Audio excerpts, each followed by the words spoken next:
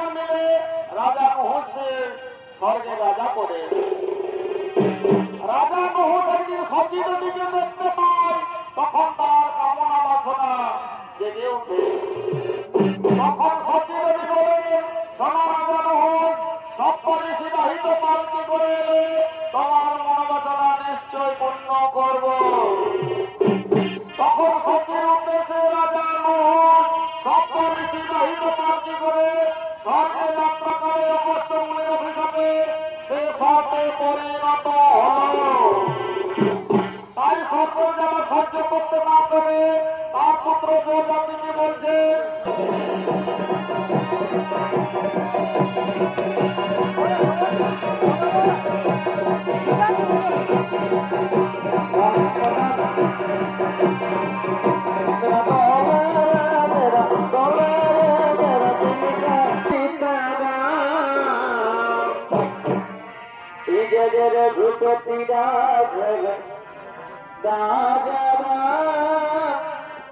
पति का